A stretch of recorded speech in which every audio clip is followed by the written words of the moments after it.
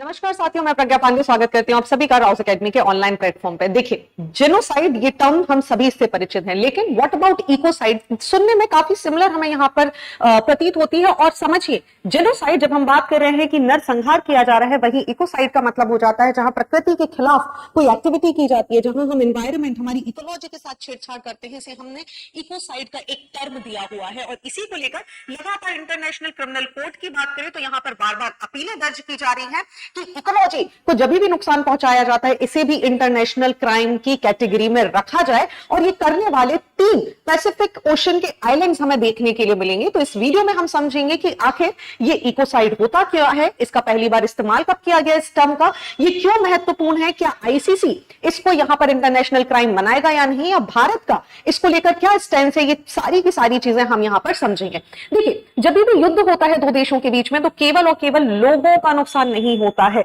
नुकसान होता है बहुत सारी प्रॉपर्टी का, इकोलॉजी का। आप समझिए, एक देश ने दूसरे देश के ऊपर, मान के चलिए यहां पर किसी तरीके का बॉम्ब गिरा दिया, किसी दूसरे तरीके की एक्टिविटी हो गई, कोई केमिकल या बायोलॉजिकल एक्टिविटी कर दी, व्हाट विल हैपन, जो वहां की इकोलॉजी है, वो जो वहां का एनवायरमेंट है, वो भी यहां पर डिग्रेड हो जाता है।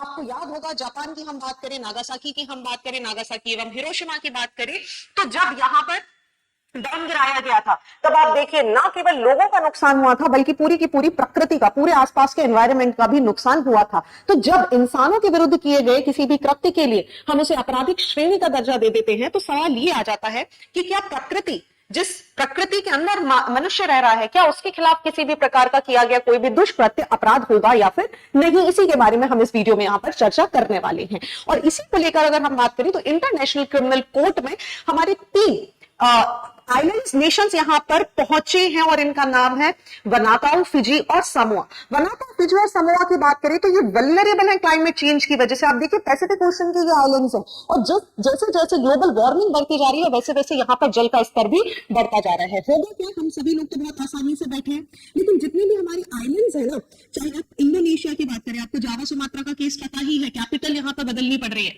ठीक है, चाहे हम इन आइलैंड्स की बात करें, ये सभी इस समय क्लाइमेट चेंज की मार सबसे ज्यादा सह रहे हैं। और इसी के कारण ये तीनों आइलैंड्स यहां पर पहुंच गए हैं इंटरनेशनल क्रिमिनल कोर्ट में। और इन्होंने बात की है कि जैसे जेनोसाइड को आपने इंटरनेशनल क्राइम यहां पर डिक्लेयर किया हुआ है ना, बिल्कुल उसी तरीके से आपको इकोसाइड को भी क्राइम डिक्लेयर करना होगा। सबसे पहले मैप के थ्रू हम यहां पर समझ लेते हैं कि ये तीनों आइलैंड कहां पर है। आपको माइक्रोनेशिया में यहां पर ये तीनों के तीनों आइलैंड देखने मिल जाएंगे।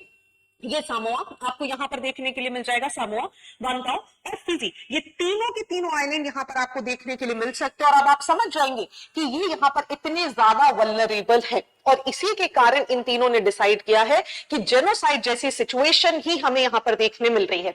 अच्छा, ये केवल तीनों अकेली जगह नहीं है जो इंटरनेशनल कोर्ट से इस बात की डिमांड करें। अगर हम बात करें तो आप देखिए, बेल्जियम, जो कि सबसे पहला नेशन भी अपने आप में यूरोपियन कंट्री का, यूरोपियन वर्ल्ड का, जिसने इकोसाइड को यहां पर क्राइम डिक्लेयर किया हुआ है। Vietnam, Russia, Ukraine, Belarus, Georgia, Armenia, France, Italy में भी अभी इस बारे में डिस्कशन चल रहा है। इन कंट्रीज की बात करें तो यहां पर इन कंट्रीज में ऑलरेडी इकोसाइड को यहां पर क्राइम डिक्लेयर किया हुआ है। और जो भी यहां पर इकोसाइड करता है, कोई भी ऐसी एक्टिविटी जिसकी वजह से नेचर को नुकसान हो ना, उसके खिलाफ यहां पर उसको सजा भी दी जाती है, उससे यहां पर एक मनी भी उससे यहां पे वसूली जाती है कि देखिए आपने गलत किया है। अब आप समझिए, और इसको लेकर ये सारी कंट्रीज भी कई बार आईसीसी में यहां पर रिक्वेस्ट दर्ज कर चुकी हैं।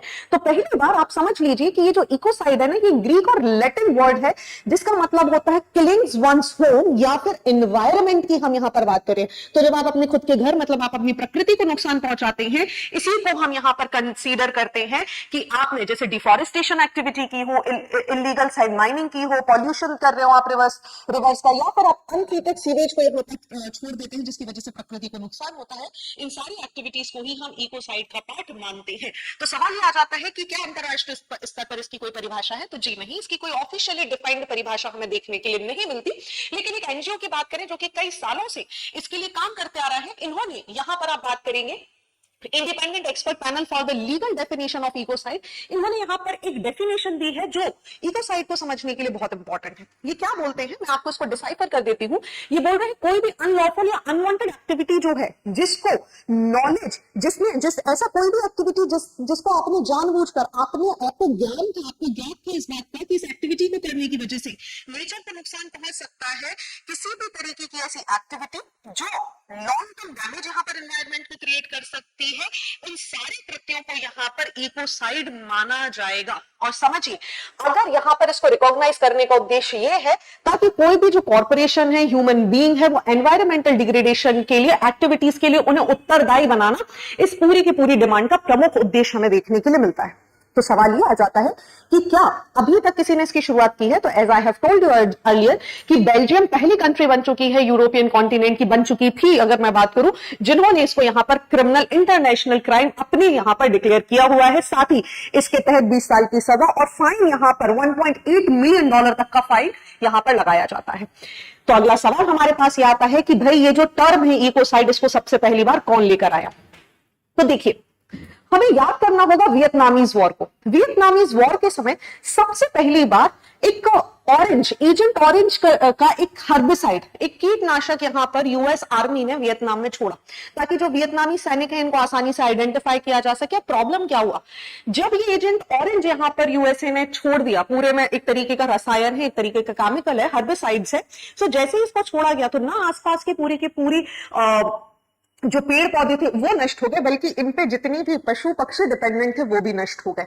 साथ ही साथ जो आसपास का पानी था वो भी कंटामिनेट हो गया। और इसी के कारण इस बात पे पहली बार इस टर्म को कॉइन किया गया by the biologist and bioethicist Arthur Galston के द्वारा। और इन्होंने कंडेम किया कि देखिए, आप विज्ञान का इस्तेमाल ना इस तरीके की एक्टिविटी के लिए नहीं कर सकते, ये तो नेचर के विरुद्ध किया गया अपराध। और पहली बार ये टर्म हमारे सामने 1970s में वियतनामीज वॉर के बाद हमें आर्थर गैल्टन के द्वारा इस्तेमाल किया गया। ऐसा नहीं है 1998 या कई बार हम बात करें तो इस बात को बार बार यहां पर उठाया गया कि इंटरनेशनल क्राइम इसको यहां पर डिक्लेयर कर दिया जाना चाहिए, लेकिन अभी तक इसके बारे में कोई भी एक्ट पास नहीं हुआ है।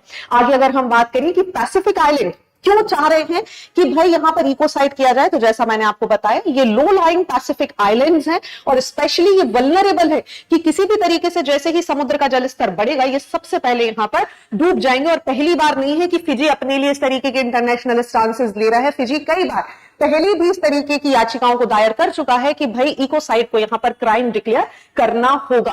बात करें कि प्रेजेंट स्टेटस क्या है, क्या इंडिया ने इसको एक्नॉलेज किया है या आईसीसी ने किन चीजों को यहां पर क्राइम माना है, पहले उन चीजों के बारे में चर्चा कर लेते हैं। देखिए, हम इंटरनेशनल क्रिमिनल कोर्ट के अनुसार अगर बात करें तो केवल और केवल genocide, war crimes, crime against humanity और क्राइम अगेंस्ट एग्रेशन को ही इंटरनेशनल क्राइम का दर्जा दिया गया है। अगर आईसीसी इस बात से रेडी हो जाता है, तैयार हो जाता है कि इकोसाइड को भी इसका पार्ट बनाया जाए, तो ये अंतरराष्ट्रीय स्तर पर किए जाने वाले अपराधों की श्रेणी में 5वें नंबर पर हमें देखने के लिए मिल सकता है।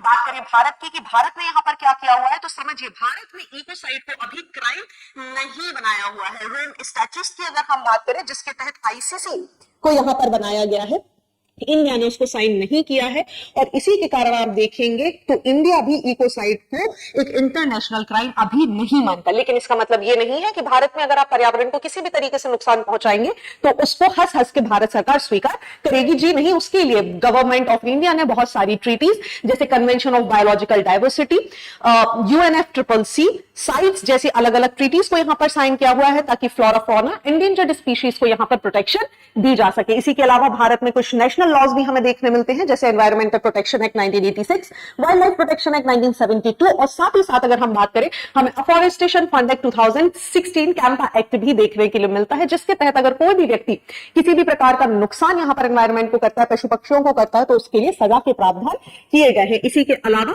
अगर हम बात करें तो इकोसाइड को कई बार कोर्ट जजमेंट्स में यहां पर इस्तेमाल किया गया है, लेकिन अभी तक इसके लिए ऑफिशियल डेफिनेशन कभी भी तैयार नहीं की गई। और इसके लिए दो बहुत अच्छे लैंडमार्क केसेस हैं आपके एग्जामिनेशन के लिए। One is the Chandra CFC and terminal operators private limited versus the commissioner of customs and others 2015, जहां पर हाई कोर्ट में मेंशन किया गया था इकोसाइड रिलेशन की भाई डिफॉरेस्टेशन आप जो कर रहे हैं ना ये इकोसाइड है। तो कॉन्स्टिट्यूशन में हम बात करें तो इसको कहीं पर डिफाइन नहीं किया गया है, लेकिन डिसीजन देते समय कोर्ट इस शब्द का कई बार इस्तेमाल करते हैं। सिमिलरिटी है गोदावरमन की अगर हम बात करें versus union of India and others, तो सुप्रीम कोर्ट ने भी एम्फेसाइज किया था कि हमें इको सेंट्रिक अप्रोचेस लाने की जरूरत है ताकि जो हमारा एनवायरमेंटल जस्टिस है उसे हम अचीव कर सके। और आपको याद है रिसेंटली सुप्रीम कोर्ट ने यहां पर बताया है कि अगर आप नेचर को किसी तरीके से नुकसान पहुंचाते हैं, नेचर डिग्रेड हो रहा है, तो ये आपके फंडामेंटल राइट का उल्लंघन है। आप मुझे कमेंट सेक्शन में बताएंगे कि सुप्रीम कोर्ट ने किन राइट्स में यहां पर राइट जो आपको राइट है ये यहाँ पर प्रोवाइड किया है एनवायरमेंटल प्रोटेक्शन का। So thank you and see you soon. और आप मुझे बिल्कुल कमेंट सेक्शन में बताइए कि आपका क्या विचार है, क्या भारत में भी इस तरीके की एक्टिविटीज को, इकोसाइड को क्रिमिनल एक्टिविटीज बना देना चाहिए जैसे हमें दूसरे नेशंस जैसे बेल्जियम जैसे नेशंस में देखने के लिए मिलता है। Thank you and see you soon.